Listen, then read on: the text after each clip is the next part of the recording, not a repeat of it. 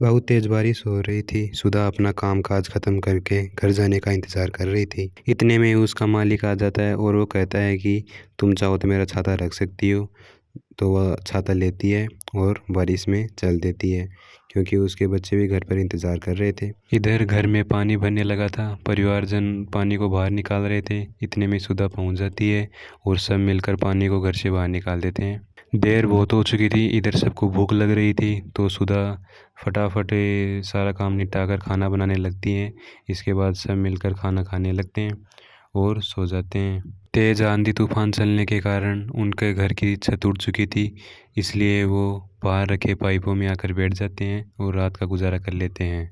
इसी के साथ सवेरा हो जाता है और वो देखते हैं कि उनका घर तहस नहस हो चुका था। साथ ही बहुत सारी बोरियां कहीं से उड़कर आ गई थी। इतने में ही उनके पड़ोसन आकर उनकी इस हालत का मजाक उड़ाने लगती है। यह देखकर उनकी आंखों में आंसू आ जाते हैं, लेकिन वह फिर भी नहीं रुकती है और उनका मजाक उड़ाते हुए कहती है कि हमारा घर तो बहुत ही पक्का बनाया हुआ है, वह तो आंधी तूफान से भी नहीं उड़ता है।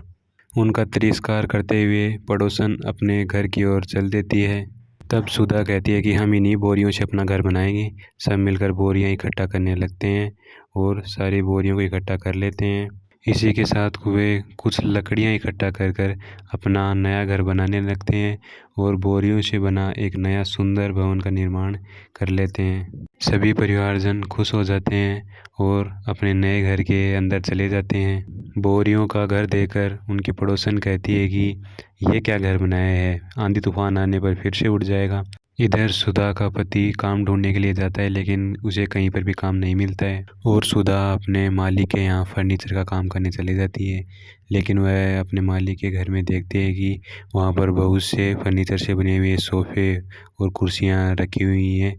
यह देखकर वह सोचती है कि ऐसा फर्नीचर हमारे घर में भी हो तो कितना अच्छा होगा। तो वह बाहर जाती है तो वह देखती है कि वहाँ पर बहुत सारी बोरियाँ पड़ी हुई थी। तो वह मालिक से पूछकर उन बोरियों को घर ले आती है और अपने पति से कहती है कि हम भी इन बोरियों से अपने नए घर के लिए नया फर्नीचर बनाएंगे।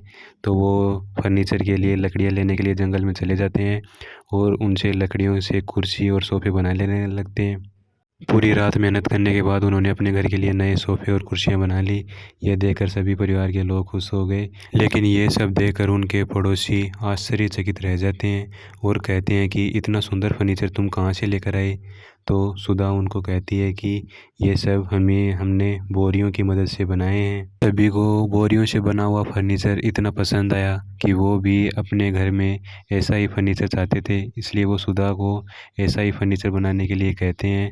यह सुनकर सुधा सोचती है कि इसी के साथ मुझे नया काम भी मिल जाएगा और घर में दाना पानी के लिए खर्चा भी आ जाएगा। लेकिन उसकी पड़ोसन कमला को यह बात अच्छी नहीं लगी और उसने उसके घर का सारा फर्नीचर चोरी करवा दिया। जब यह बात सबको पता चली तो सबने मिलकर पुलिस को बुलाने का फैसला किया और उन्होंने पुलिस को बुला लिया।